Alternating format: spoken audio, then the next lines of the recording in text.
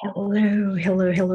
So today I am going to talk about the 5 pillars of my system and make sure that you understand what they are individually.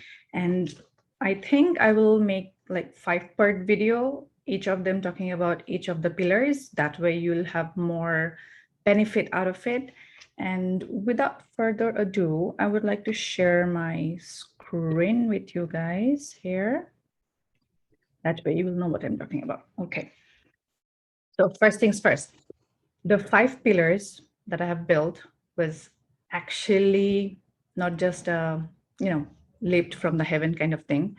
I had to perfect it. I had to experiment with it. I had to research on my own. I had to make sure I read, I watched, I listened to hundreds and hundreds and hundreds of podcasts, of articles, of journals, of research, and whatnot. Okay. So my intention with this protocol is to make sure that it's as easy, as effortless, and as simple as possible. Okay. So the first thing that we have as the 5 pillars is the mindset and the well-being of the mother. And then we have the detoxification, the heal and seal, the nourishment, and the maintenance. Okay. So why is the mindset part is the first pillar? Okay. The mindset part is the first pillar because of a lot of reasons.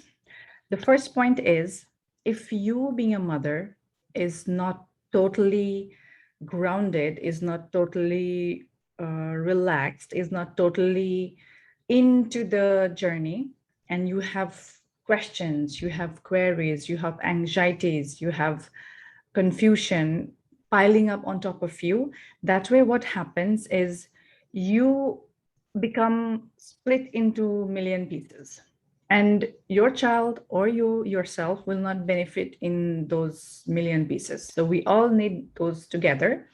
And for that, the mindset and your own well-being should be the first priority. Should be the first priority. Let me repeat again. Your mindset and your well-being should be the first priority. Why? Because when you are careful, when you are healthy, when you are happy, when you have that space and that cup full, then only you can pour. Otherwise, this whole journey, this whole session, this whole everything that you're trying to do, trying to build, will just crumble on top of you. You will be able to keep on trying, and then you will have burnout. Then you again recover, and then you keep trying, and then again burnout. Okay. I have gone through those phases. My clients went through those phases before they came to me, and you all are going through those phases as well. I know that because I'm a mom. I'm an autism mom. I know what it's like to be on a straight journey, thinking that it's straight, but then it's going up and down and up and down. Okay. So the mindset part is not just what you think, it is actually what you feel, like the emotional well-being, then what you think in your mind, the mental well-being, and how you process things, which is the physical, psychological well-being. Okay. So to make sure, I would like to describe in a metaphysics way so that you really understand why you are so important. All right. So we have all learned in grade 7 about atoms, right? Everything in this world is made up of atoms, and those atoms vibrate at certain frequencies. And it's already established that emotions also has their own frequencies. Okay, so the negative emotions have low frequency, the positive emotions have higher frequency. So when you, being made up of atom, made up of energy, vibrate at higher frequency of love, of happiness, of joy, of clarity, of feelings of abundance and everything, then your vibration helps your child's vibration to go up, move up, and it really helps on the well-being. Okay, so when you are vibrating in the lower frequency, stress, anxiety, fear, deprivation, shame, guilt, those are the, anxiety and fear is not that bad as shame and guilt. Okay, so you might say that I don't have shame, but the guilt that you might feel because you feel like you are losing, you don't know how to take care of your child, you don't know how to give him the proper support, or maybe you have waited a long period before you came to search for help and whatnot. All those guilt part will eventually drive into the shame part. Okay, so guilt, shame, fear, anxiety, all those low vibrations will make your child vibrate in a lower frequency as well, because they're connected to you, they're ground through you. They are very young people, and from the age of 0 to 7, and even before birth, actually, from before birth, from the period that conception happens until the age of 7, that's the super downloading period of a child. That's the period when the physical health of the child is as important as the emotional, psychological, and mental health.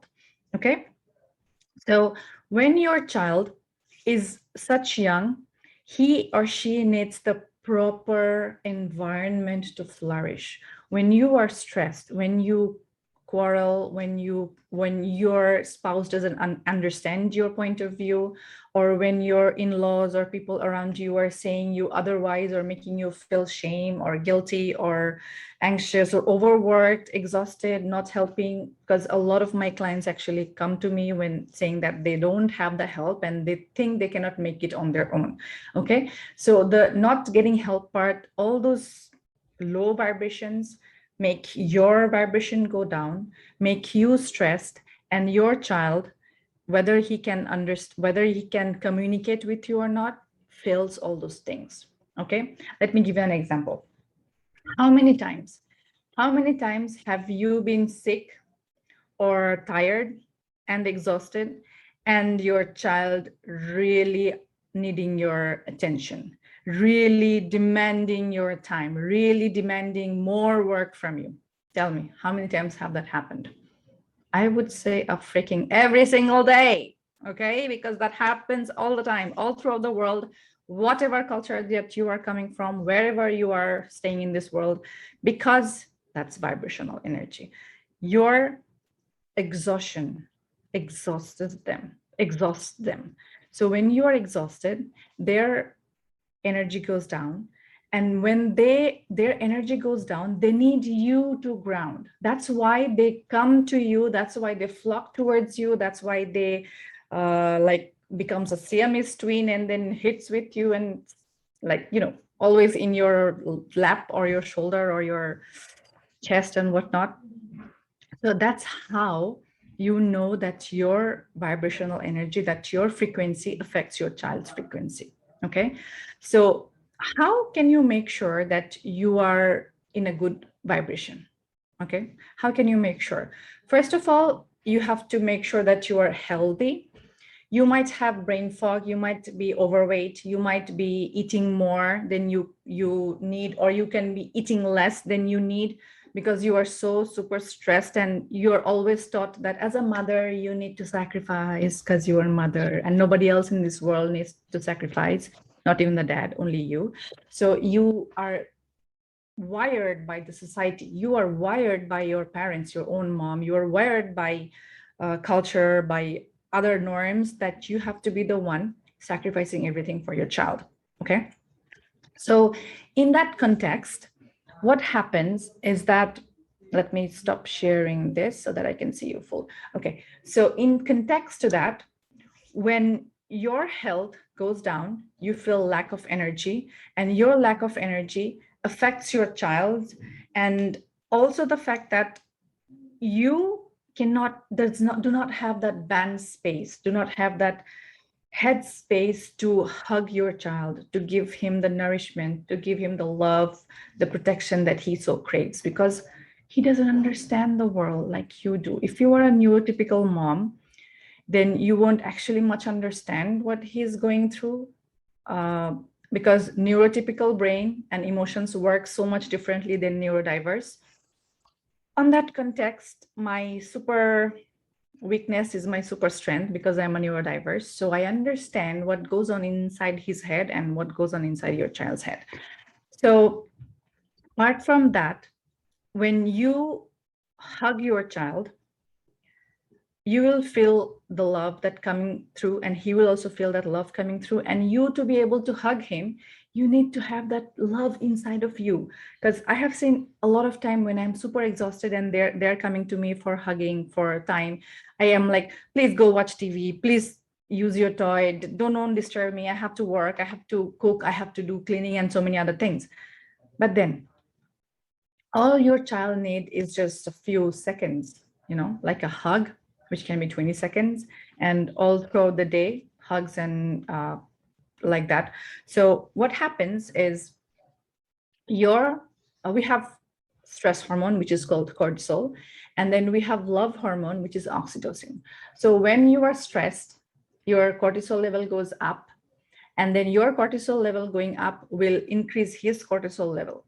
Okay, so what you can do is, when you calm down, when you love yourself, to give yourself time and space, then your oxytocin level goes up.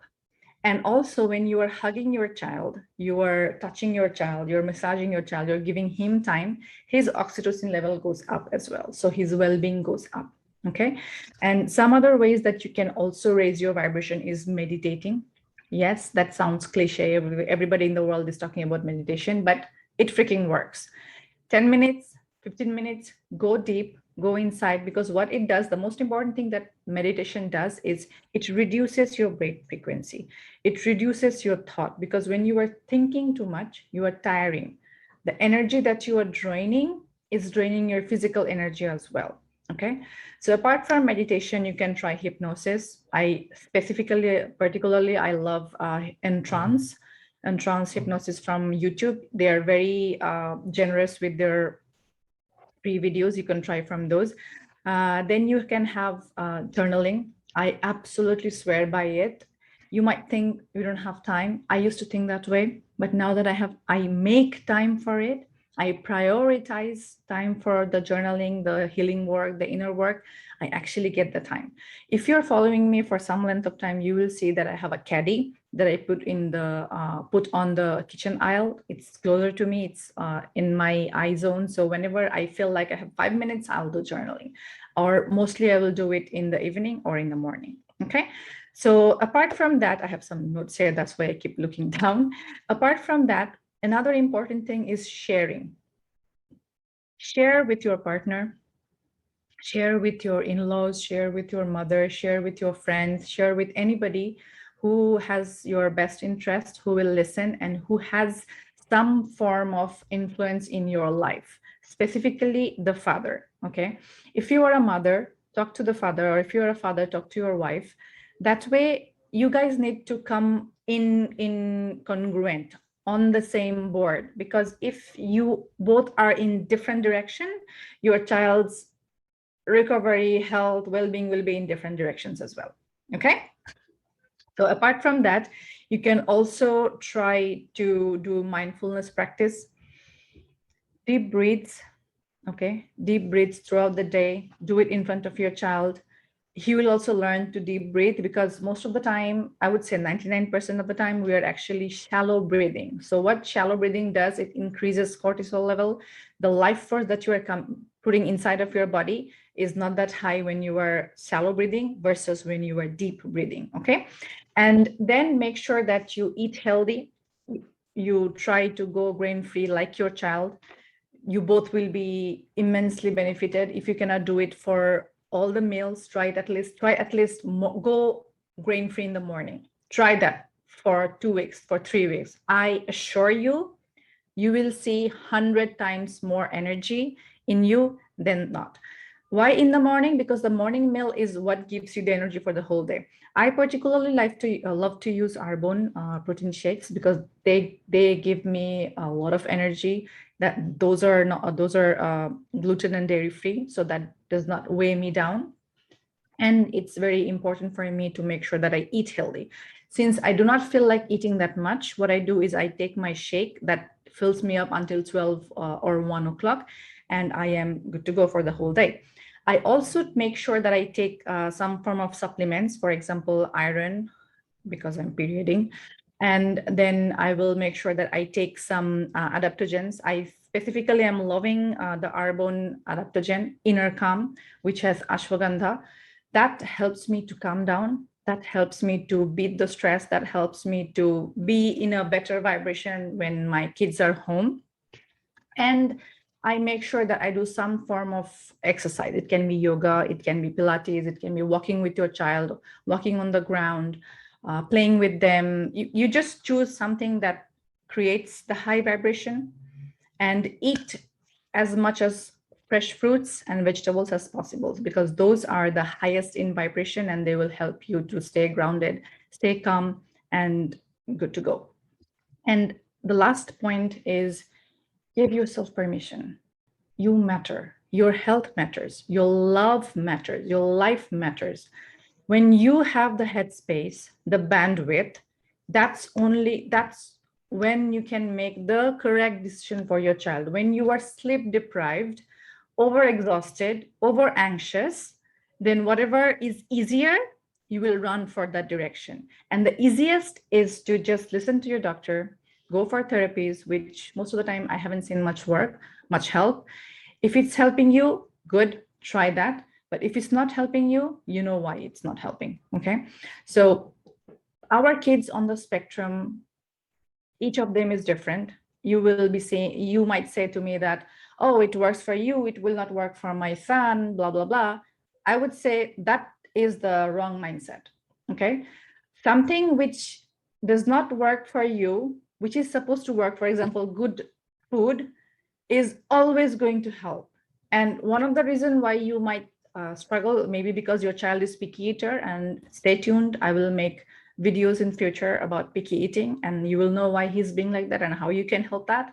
Apart from that, a lot of their resistance is actually your resistance, okay? And your exhaustion making you tired, making you run for the easiest route, which is, the ordering in, or maybe the choosing of food that is easy to feed them, but not healthy. You know it deep down in your gut. So with that being said, I would like to sign off.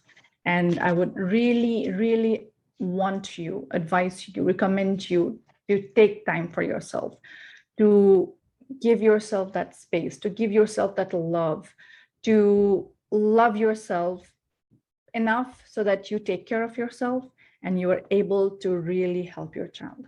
Okay, stay tuned, stay with me, and always follow Autism Success Recovery Academy, because this is the place to be to create and achieve transformational life for both you and your child.